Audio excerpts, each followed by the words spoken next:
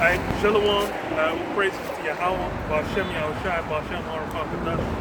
Double honors to the apostles and elders, great most of the world. Shalom to the brothers doing the work, sincerity and truth, pushing his word to the four corners, man. Hope for elect. Just wanted to go into Judges, just into Gideon, the 300, and how more or less, how it's always been, really is Yahweh Ba'Shem Yahushai fights. You know, he will basically be the one that will be in the corner of Israel and take care of them, whatever circumstance, whatever situation, and regardless of how it manifests physically, it's something where it always comes down to the spirit of Yahweh Hashem Yahushai is the one to take care of you. So I'll start on this. Judges 7:1. Then Jerubbaal, who was Gideon, and Gideon got the name Jerubbaal because he, I believe he tore down the grove. And that's why it's like everyone was looking to come against him, but hey, the Lord had it work out. So this is what, and all the people that were with him rose up early and pitched beside the well of Harod, so that the host of the Midianites were on the north side of them by the hill of Moreh in the valley. So yeah, the Midianites were putting hell on the Israelites back then. And that's why, you know, you go from Judges, time and again you can have different nations where they would have what? They would have power over Israel. They would have been jacking them up. Then the Lord would raise up a judge to deliver them. And that's the same MO, the same method by which Yahweh Hashem Yahushai deals with saving Israel to this day. Because the most recent one was what? Yahweh Shai. And then through Yahweh Shai, that's the means by which we're going to get saved out this side. But everything's just happening what? On a magnified level. Because now it's what? It's the highest, most intense form of wickedness upon the earth. So same for the judgment that's going to come against it. It's on the highest level. It says, and the Lord Yahweh said unto Gideon, and the people that are with thee are too many for me to give the Midianites into their hands, lest Israel vaunt themselves against me, saying, mine own hand have saved me. Yeah, so this is similar to all these other situations where it's what? It's something where the Lord will have it happen through his men, through his means, for whatever circumstances he decides on, rather than just having it be a thing where, you know, Israel's just got so many men, you know, just like the movie 300, where you have what, what's his name, man? Xerxes. Xerxes and the Persians, they're basically seen as, they just have the most overwhelming army. That's why it says, you know, our arrows will blow out the sun, and then, you know, Leonidas and the 300 say what, they'll just fight in the shade. And a lot of aspects of that battle with the 300 blocking the pass lines up with what happened with Gideon. Because Gideon, it was what? It was a small number, and what, through the spirit, Yahweh Hashem Yahushai, that's how it came to pass. It's basically down to what, you know, how the Lord wants to do. And that's the thing, when it's done by numbers, when it's done, Jake will try and say like, oh, you know, I was the one who made this happen. So that says what? Now therefore go to proclaim in the ears of the people, saying, whosoever is fearful and afraid, let him return and depart early from Mount Gilead. And the return of the people 20 and 2,000, and there remain 10,000. So he even just said like, look, if you're scared, go back. And that's something I believe that's in the law, where it's like if a guy is fearful, you're meant to keep him around, because why? It's going to throw off the morale of everyone else that's there. You know, you're going to fight. You have a guy that's there, you know, pissing himself. it's going to throw everyone else off, man. It's going to be like, no, just how can we fight? You guys are too mighty. But let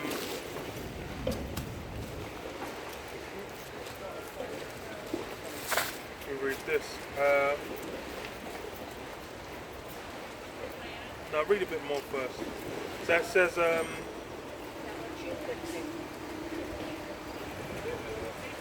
and remain 10,000. So verse 4, Judges 7 and 4.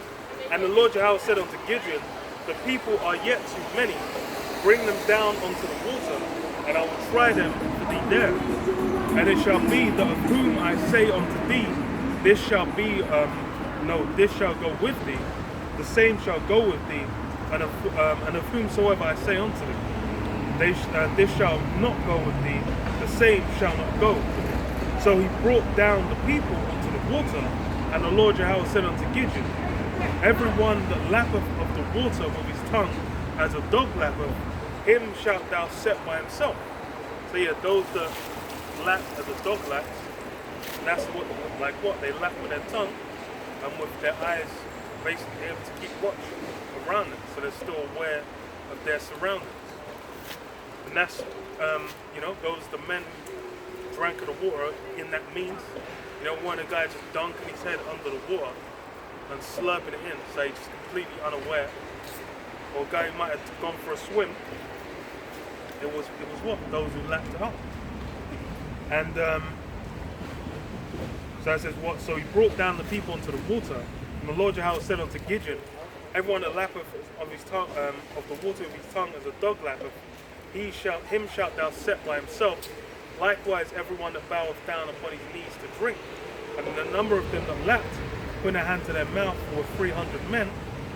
But the rest of the people bowed down upon their knees to drink water. And the Lord Jehovah said unto Gideon, by the 300 men that lapped will I save you.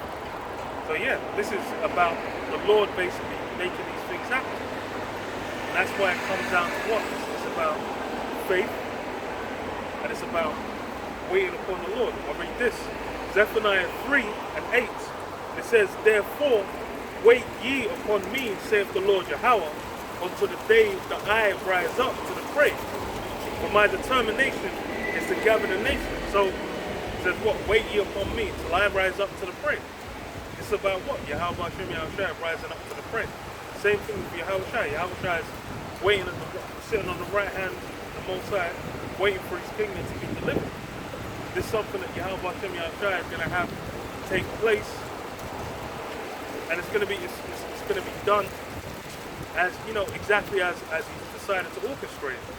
We're basically we're waiting, and that's what a matter of that takes faith. Because more or less, we're in a state where it's not evidently, because just as with the juxtaposition, between the army and the Midianites, then what? Just 300 men. That's something that's seen as insurmountable odds. Because even with the movie 300, it ends with what? With Leonidas and his boys getting taken out. But then what? This is something where, through the Spirit of the Lord, it came to pass. And that's how all things are basically out, all judgments, and the Lord's going to take it out.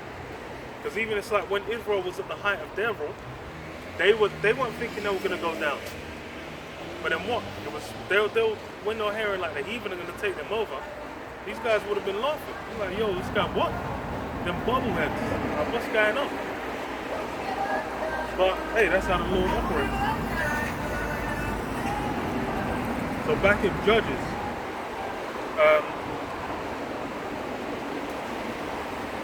that says verse 8, so the people took victuals in their hands and their trumpets, and he sent all the rest of Israel, every man unto his tent, and retained those 300 men, and the host of Midian was beneath him in the valley. And it came to pass the same night that the Lord Jehovah said unto him, arise, get thee down unto the host, for I have delivered it into thine hand. And this is how the Lord always talks about these things. This is how these things are always reasoned, because it comes down to what? Basically what? The decision made by the Lord. I read this, Deuteronomy 28 and 7. It says, the Lord Jehovah shall cause thine enemies that rise up against thee to be smitten before thy face.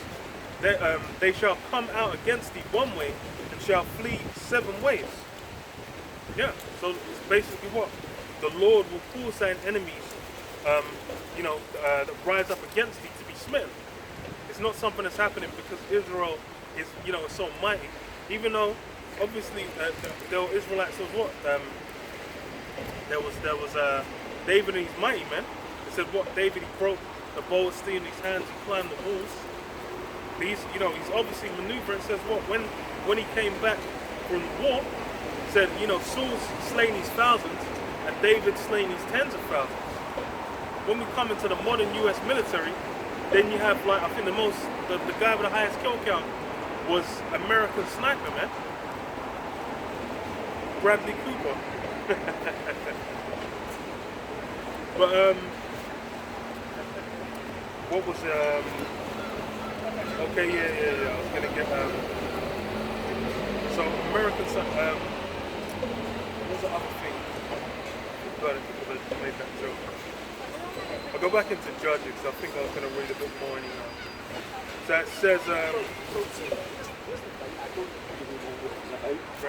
never really like share. oh yeah, I remember.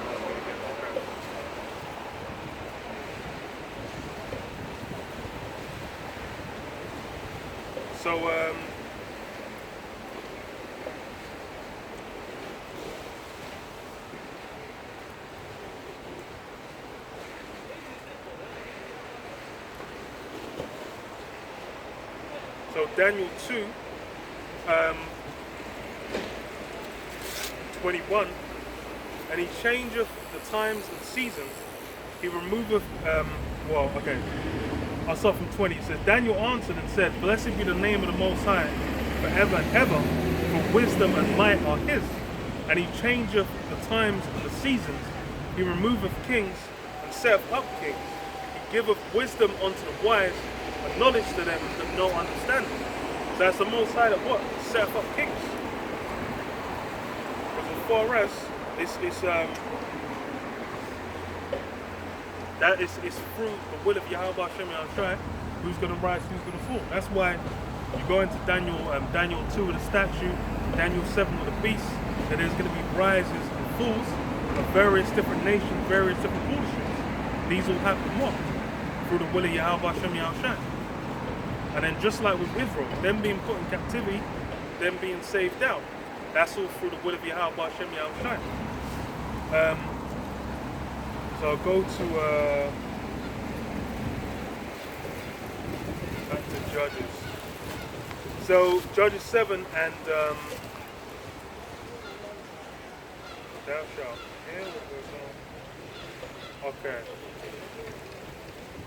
Verse 9 it says, And it came to pass the same night that the Lord Yahweh said unto it, Arise and get thee down unto the host, for I have delivered it into thine hand. But if thou fear to go down with Phurah, thy servant, down to the host, and thou shalt hear what they say, and afterwards shall thine hand be strengthened to go down unto the host. Then he went down with Phurah his servant unto the outside of the armed men that were in the host, and the Midianites and the Amalekites and all the children of the east lay along in the valley like grasshoppers for multitude, and their camels were without number, as the sand by the seaside for multitude.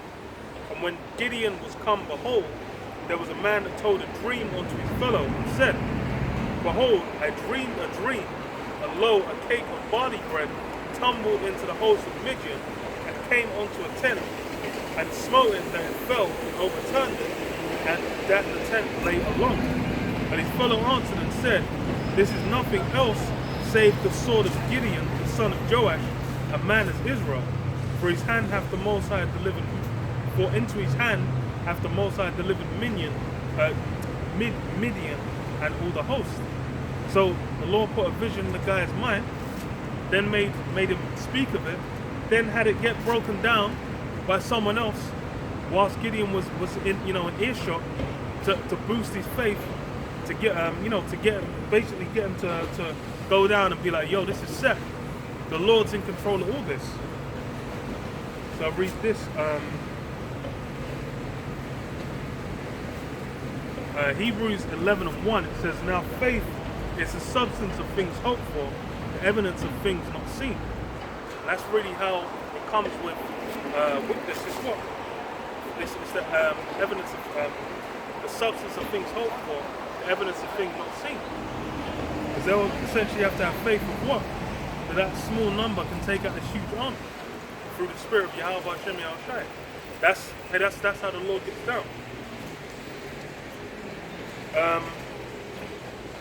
It says what? For by it the elders obtained a good report. Through faith we understand that the worlds were framed by the word of the Most High, so that things which are seen were not made of things which do appear. Yeah, so it's actually that deep. These things were formed, and what by Yahweh Shai, because it says what? Framed by the word of the Most High, that the things that are seen were not made of things which do appear. So it would seem that as far as how things were formed, so like my wording's messed up. It's essentially like what? Through the spirit of Yahweh Shai, those things were set up. But then I've confounded myself. Let me read it again. So through faith we understand that the worlds are framed by the word of the Most High, set up by Yahweh Shai. So the things which are seen were not made of things which do appear. So yeah, as far as what the world that's been made, it was set up by the spirits, man. It was set up by Yahweh Shai and the spirits. You go into the creation, then it's like what? All these things that now Esau goes into, these are the things he holds in the highest regards. He's not even given respect or honor or acknowledgement to where, how those things were formed, which would by a whole different dimension, man. So it says, Southbourne Park, is it this side of the Thames or that side? Probably be the other side. but let me get one more before I finish it off. So what, 1 Corinthians, I think it's 1. So what, 1 Corinthians 1 and 21, so it says, for after that, in the wisdom of the Most High, for after that, in the wisdom of the Most High, the world by wisdom knew not the Most High. It pleased the Most High by the foolishness of preaching to save them that believe. So yeah, as far as with how this salvation is going to come about, it's what the world is basically been set up to not even be aware of the truths of the world, the wisdom of the scriptures. That's not something that's been made plain, been made apparent to everyone. You have what is it, Matthew 13, 9 and 10, I believe, where it says, he that have ears to hear, let him hear.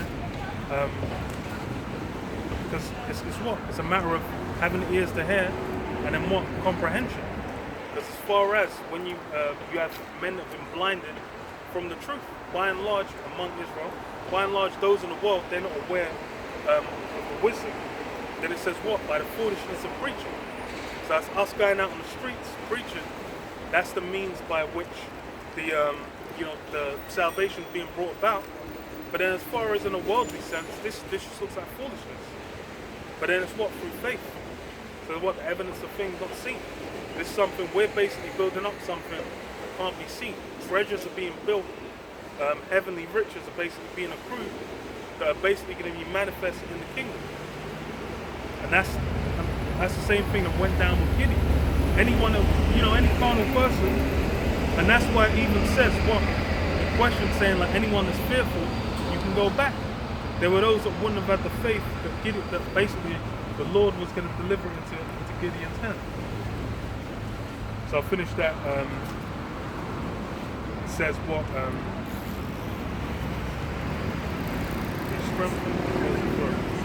So, verse 15, Judges 7:15, and it was so when Gideon heard the telling of the dream and the interpretation thereof, that he worshipped and returned into the host of Israel, and said, arise, for the Lord Yahweh hath delivered into your hand the host of Midian. And he divided the 300 men into 3 companies, and he put a trumpet in every man's hand with empty pitchers and lamps within the pitchers. And he said unto them, look on me, do likewise, and behold, when I come to the outside of the camp, it shall be that as I do, so shall ye do. and this just the 300. So it says, so Gideon and 100 men that were with him came onto the outside of the camp in the beginning of the middle watch, and they had but set the watch. They blew the trumpets, broke the pitchers that were in their hand, and the 3 companies blew the trumpets and break the pitchers, and held the lamps in their left hands and trumpets in their right hands to blow withal. And they cried, the sword of the Lord Jehovah and of Gideon. And they stood every man in his place around the camp, and all the host ran, cried, and fled. So that's just as it said in Deuteronomy. What? That basically through the Spirit Yahweh Hashem Yahshua, then what? Will put the enemies to flight. And the 300 blew their trumpets, and the Lord Jehovah set every man's sword against his fellow, even throughout all the hosts. And the host fled to Bethshitta in Zerarath, and to the border of Abel Meholah onto Tabah. So yeah, the whole army, the whole combined armies that were under Midian, they all got put to flight. And that's what? Through faith, where it was 300 men. And then the Lord even had it where those who were sitting there in anticipation of Gideon coming prophesied their own downfall.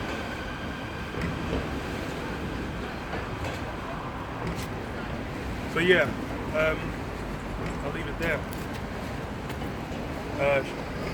Shalom, yeah, we're going to try to